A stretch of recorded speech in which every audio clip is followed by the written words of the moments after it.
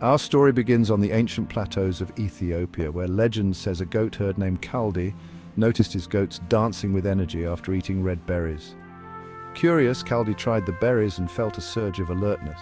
Monks, intrigued by the aroma of roasting beans, brewed the first cup of coffee, discovering it helped them stay awake during long prayers. Coffee quickly spread across the Arabian Peninsula, fueling lively debates in coffee houses, nicknamed schools of the wise. The drink became a stimulant for both body and mind, sparking connections and culture. In Europe, coffee houses became centers of commerce and revolution, despite initial suspicion. Coffee's reputation as a source of mental clarity and stamina grew, shaping history from Lloyd's of London to the cafes of Paris. For centuries, people drank coffee for its energizing effects, long before worrying about its impact on blood sugar. The question of how coffee interacts with our bodies is a modern one. To understand the science, we must first appreciate our deep-rooted relationship with this remarkable bean. It's a story of energy, alertness, and the simple pleasure of a warm, stimulating drink. Coffee's influence reached the highest levels of power. Napoleon Bonaparte relied on coffee for mental stamina during campaigns, seeing it as a tool for conquest and focus. Centuries later, President John F. Kennedy made coffee a White House staple, fueling long days and crisis management. These leaders, separated by time, both turned to coffee to perform at their best. Today, coffee culture has evolved. Global chains offer endless sweetened flavored drinks. The simple act of getting coffee is now a daily ritual, but it often comes loaded with sugar. The thread connecting Napoleon's black brew to a caramel macchiato is our desire for energy and focus. What's changed is what we add to our coffee: syrups, creams, and sugar. The real question, is it the coffee or the extras that affect our health? Today, wearable tech lets us see how coffee affects our blood sugar in real time.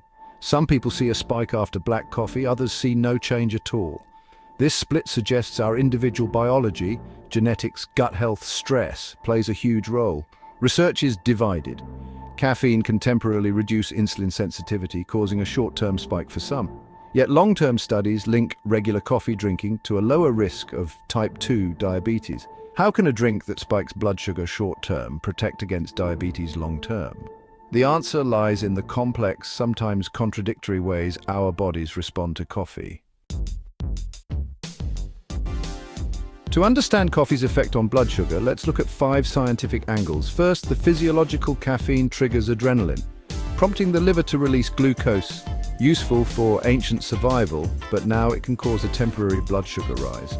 Second, the biochemical caffeine can briefly reduce insulin sensitivity, making it harder for cells to absorb glucose. Third, the hormonal coffee can raise cortisol, the stress hormone, but regular drinkers adapt, blunting this effect. Fourth, the neurological caffeine blocks adenosine, making us alert and potentially reducing stress, which can indirectly affect blood sugar. Fifth, the medical evidence, large studies show regular coffee drinkers have a lower risk of type 2 diabetes. The short-term spike is real for some, but the long-term benefits are significant. Coffee is more than just caffeine. It's packed with antioxidants and polyphenols that may protect against metabolic disease. The body adapts to regular coffee, reducing negative effects over time. The key is consistency and moderation. The science shows coffee's story is about more than just a quick jolt. It's a complex brew with both immediate and lasting effects. Understanding these layers helps us make better choices. Imagine your body as a car. Glucose is fuel, insulin is the attendant. Caffeine acts like an alarm, telling your liver to release extra glucose, causing a temporary rise in blood sugar. At the same time, caffeine makes it harder for insulin to move glucose into cells. This double effect explains the short-term spike some people see. But coffee is more than caffeine. It contains antioxidants like chlorogenic acid, which protect cells and improve metabolic health over time. These compounds work in the background, reducing inflammation and supporting insulin-producing cells. So while caffeine may cause a brief spike, the long-term benefits of coffee's other compounds are protected. This helps explain why regular coffee drinkers have a lower risk of type 2 diabetes. The immediate story is interesting, but the long-term conclusion matters most for health. Let's clarify coffee's short-term versus long-term effects. In the first few hours, caffeine can cause a temporary blood sugar spike, especially for those sensitive to it or with existing metabolic issues. The culprit is caffeine's stress response and reduced insulin sensitivity. Over months and years, regular coffee consumption is linked to lower risk of type 2 diabetes thanks to antioxidants and polyphenols.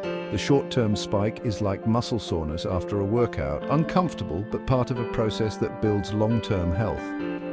For most, the benefits outweigh the brief rise in blood sugar.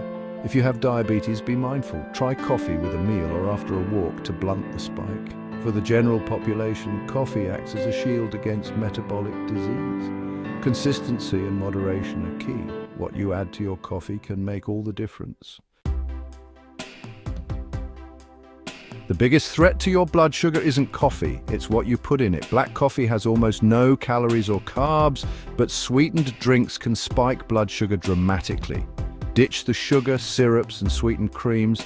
Learn to enjoy coffee's natural flavor. Try black coffee or add a splash of full-fat milk or cream to slow caffeine absorption.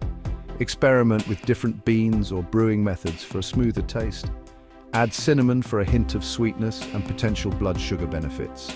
Use personal data, like a glucose monitor, to tailor your coffee habit. For most, 1 to 3 cups of black coffee daily is healthy and protective. Enjoy your cup, but let coffee, not sugar, be the hero. Drink wisely, and coffee can be a powerful ally for your health.